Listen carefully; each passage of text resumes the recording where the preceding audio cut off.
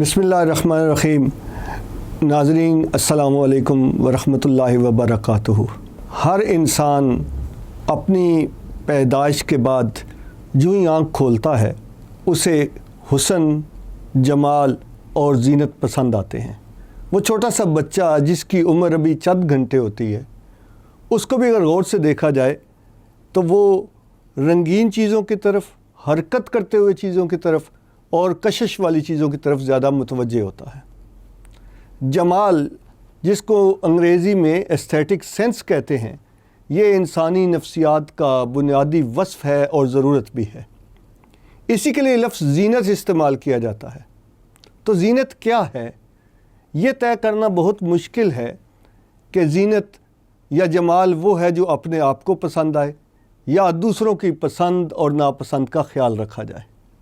تاہم ہم مسلمانوں کو جو تعلیم دی گئی ہے اس میں تو زینت کے بارے میں کہا گیا ہے کہ وہ کون ہے جس نے اس زینت کو حرام کیا ہے جو اللہ نے اپنے بندوں کے لیے پیدا کی ہے، پسند کی ہے۔ اللہ تعالیٰ نے کائنات کو بھی حسین بنایا ہے، اس لیے یہ فرمایا گیا ان اللہ جمیل و یحب الجمال، اللہ خوبصورت ہے اور خوبصورتی کو پسند کرتا ہے۔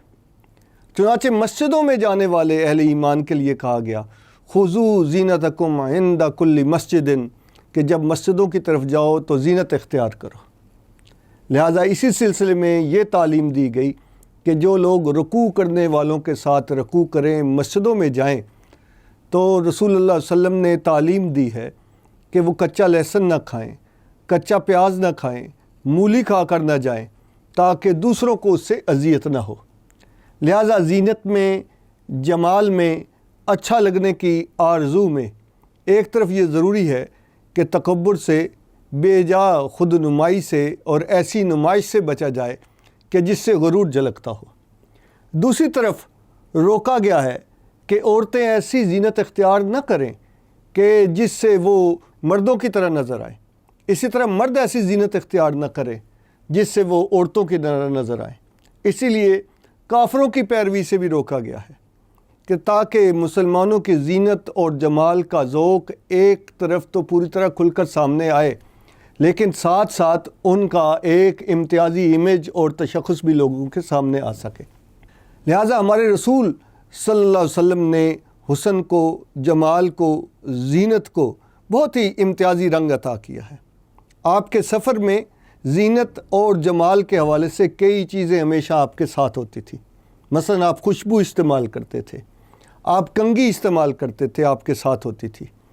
اسی طرح سے آپ صلی اللہ علیہ وسلم کے بارے میں روایت کیا گیا ہے کہ وہ لباس جو آپ نے پہننا ہوتا تھا اسے طے کر کے اس زمانے کے انداز کے مطابق اپنے تکیے کے نیچے رکھ چھوڑتے تھے۔ اس طرح بالعموم آپ کے ساتھ ایک چادر ہوتی تھی۔ مسواک کے استعمال پر بھی آپ نے اسی لیے زور دیا ہے۔ کچھ رنگوں کو جو انسانی طبیعت پر اچھا اثر مرتب نہیں کرتے، رسول اللہ صلی اللہ علیہ وسلم نے پسند نہیں فرمایا، البتہ سفید رنگ کو آپ نے بہت پسند فرمایا ہے۔ اسی ضمن میں یہ عرض کرنا چاہوں گا کہ زینت ہی کے لیے ایک بہت ہی روب والی چیز اور سٹیٹس والی چیز، گریس والی چیز ٹوپی کا استعمال ہے، اور اچھی ٹوپی ہر قبیلے، ہر معاشرے، ہر علاقے، ہر کلچر اور ہر تہذیب میں رائج رہی ہے، اور اس میں بہت ویرائٹی ہے۔ ہمارے ہاں عام طور پہ کراکلی ٹوپی، جناح کیپ، ہمارے جو پختون بھائی ٹوپی استعمال کرتے ہیں، سندھیوں کی اپنی ایک ٹوپی ہے۔ مسجدوں میں جانے والے لوگ، قرہ حضرات ایک خاص قسم کی ٹوپی پہنتے ہیں۔ لیکن یہاں میں یہ کہنا چاہوں گا کہ ٹوپی ایسی ہونی چاہیے جس میں شخصیت میں نکھار پیدا ہو، اور خاص طور پہ مسجدوں میں اس اعتبار سے بہت قابل اصلاح چیزیں موجود ہیں۔ بعض اوقات ایسی ٹوپیاں موجود ہوتی ہیں کہ جنہیں اپنے سر پہ رکھ کر کسی دوسری مجلس میں ہم جانا پسند نہیں کرتے، میلی کچیلی، بوسیدہ، اور لوگ اللہ کے حضور کھڑے ہوتے ہوئے جس کے لیے حکم دیا گیا کہ زینت اختیار کر کے آؤ، وہ ٹوپی اپنے سر پر رکھ لیتے ہیں، اور استعمال کے بعد بعض اوقات کوئی دوسرا نمازی پاؤں سے انہیں سائڈ پہ بھی کر دیتا ہے۔ یہ ایک نامناسب طرز عمل ہے۔ زینت کے اندر اللہ تعالیٰ نے انسانوں کو بال دیے ہیں۔ کنگھی کرنا رسول اللہ صلی اللہ علیہ وسلم کی سنت ہے، ان میں تیل لگانے کی آپ نے ترغیب دی ہے، اور بعض روایات کے مطابق آپ نے لمبے بال زلفوں کی صورت میں بھی سنوارے ہیں، اس لیے نعت خوان حضرات، شاعر حضرات، خطیب حضرات رسول اللہ علیہ وسلم کی زلفوں کی مثال بھی دیتے ہیں۔ چنانچہ یہ جو ٹوپی ہے اس کو اسی صورت میں پہننا چاہیے جب شخصیت کے لیے یہ بہتر ہو۔ اسی طرح لباس ہے، اس سے زینت کا اظہار ہوتا ہے، اور لباس میں ہر شخص اپنے ذوق میں آزاد ہے۔ اسلام دین فطرت ہے۔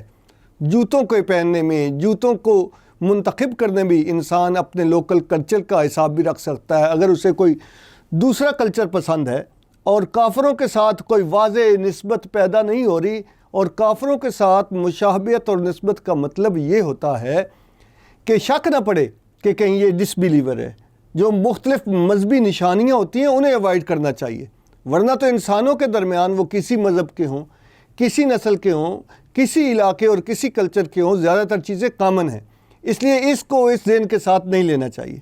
لہذا ساری بات کا ناظرین کرام حاصل یہ ہے کہ زینت اختیار کرنا ہر انسان کی نفسیات کا حصہ ہے، وہ دوسروں میں زینت کو پسند کرتا ہے۔ زینت دین کے تقاضوں میں سے ایک تقاضا ہے، اس کی صلاحیت اللہ تعالیٰ نے ہر انسان کو عطا کی ہے، اس لیے جائز حدود کے اندر اس زینت کو اختیار کیا جانا ضروری ہے، اور وہ زینت ہر معاملے میں ہے۔ اگرچہ ہم نے مختصر وقت کے لیے بہت تھوڑی مثالیں لی ہیں، میں آپ سب کا شکر گزار ہوں کہ آپ نے اس بات کو توجہ سے سنا ہے۔ بہت بہت شکریہ۔